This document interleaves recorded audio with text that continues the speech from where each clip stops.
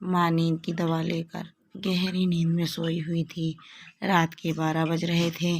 उसका फ़ोन आया। हेलो, किसी ने फुसफुसाहट भरे लफ्ज़ों में कहा। हाँ बोलो। उसने भी हेलो से कहा। सब तैयारी हो गई है क्या? सुबह 4 बजे की बस है। मैंने अपने कपड़ों का बैग तो पैक कर लिया है, बस पैसे और गहने लेने हैं। अपने सब डॉक्यूमेंट भी ले लेना। हो सकता है दोनों को नौकरी करनी पड़े। नया घर संसार तो बसाना है। ओके, मैं सब कुछ लेकर तुम्हें कॉल करती हूँ। उसने सबसे पहले माँ की अलमारी खोली और उसमें से गहनों का डिब्बा निकाला। अपने लिए बनवाया गया मंगलसूत्र बैग में डाला। अंगूठी और झुमके पहन लिए। अभी चूड़ियों का डिब्बा वह उठाकर बैग में डाल ही रही थी कि माँ की तस्वीर नीचे गिर पड़ी।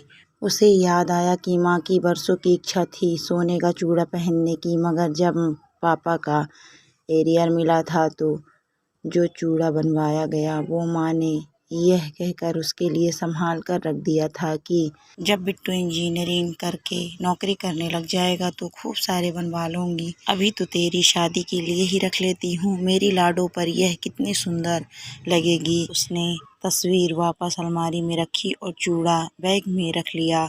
अब बारी थी नकदी की। घर में 75,000 पड़े थे। पापा कल ही बैंक से एजुकेशन लोन लेकर आए थे। बिट्टू का IIT का दूसरा साल चल रहा था। घर के रुपए पैसे का हिसाब और चाबी उसी के पास रहती थी। पापा हमेशा कहते थे जब यह पैदा हुई थी उससे पहले मैं स्टेशन पर कुली का काम करता था।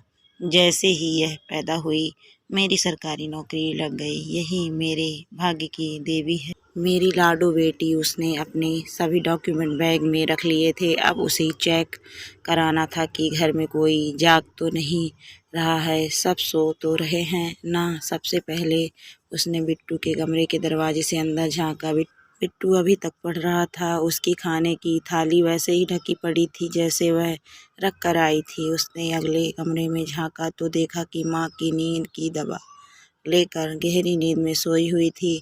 माँ हमेशा कहती थी कि इस दवा में कोई गड़बड़ है, जो नींद बहुत आती है। ये मुई शुगर भी बुरी बीमारी है, एक बार लग जाती है तो कभी खत्म ही नहीं होती। दरवाजे की झिर्री में से पापा दिखाई दे रहे थे। वह अपनी वर्किंग टेबल पर बैठे व्यापारियों का वही खाता तैयार कर रहे थे। वैसे वे नौकरी करते हैं। अभी कुछ दिन पहले ही उन्होंने यह नया काम ढूंढा था। मकसद तो था कि बेटी की शादी में पैसे कम ना पड़ जाए, पर कहने लगे कि कॉमर्स पढ़ा हूँ, वही खाते भूलने लगा था।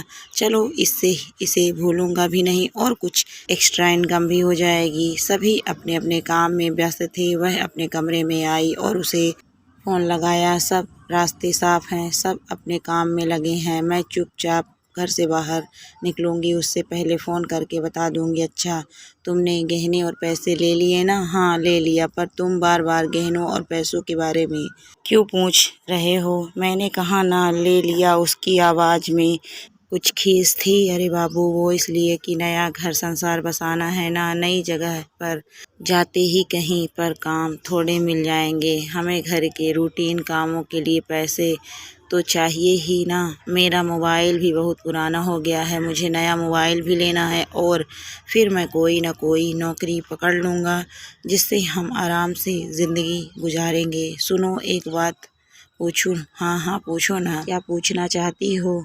तुम्हारे लिए तो जान भी हाजिर है मेरी जान। मिस्टर रोमियो, यह मस्खरी छोड़ो और मुझे बताओ कि क्या तुम में इतनी हिम्मत नहीं है कि मुझे कमा कर अपने पैसे से रख सको, मुझे खाना खिला सको? ऐसी बात नहीं है बाबू, तुम बिन अब रहा नहीं जाता। हम जाते ही मंदिर में शादी कर लेंगे और काम मिलेगा तो आराम से जिएंगे ना। अब उसका दिमाग ठनका। फ़ोन पर कुछ देर के लिए सन्नाटा छा गया। लड़की गहरी सोच में डूब गई। उसे लगा कि वह कितना गलत करने जा रही थी। जो लड़का अपनी सुख सुविधाओं व अय्यासियों के लिए मुझे ढाल बनाना चाह रहा है, जिसकी नज़र मुझसे अधिक मेरे गहने व पैसे पर है, वह लड़का मेरा कितना ख्याल रख पाएगा? उसने मन ही मन एक दृढ़ निश्चय कर लिया और इससे पहले कि लड़का इस चुप्पी पर कुछ कहता, वह बोली, सुनो तुम, एक काम करो, अभी भागने का प्लान कैंसिल करते हैं। पहले तुम कोई काम पकड़ो और इतना पैसा कमा कर इकट्ठे कर लो कि 2 महीने तक तुम्हें काम ना भी मिले तो हमें कभी भूखे मरने की नौबत ना आए। जैसे ही तुम पैसे इकट्ठे कर लोगे हम घर से भाग चलेंगे। तब तक तुम थोड़ा इंतज़ार करो, पर अगर 2 महीने तक ऐसा नहीं कर पाए तो फिर मुझे भूल जाना। अरे बेबी मेरी बात तो सुनो, मेरी बात। लड़की ने फ़ोन काट दिया। वह अपने पिता के कमरे में झांक आई। वह अभी भी वही खाता कर रहे थे। उसने दरवाज़ा खटखटाया। क्या बात है लाडो, सोई नहीं हो अभी तक? तुम कुछ परेशान है क्या बेटा? पापा मुझे आपसे एक बात कहनी है। कहो लाडो।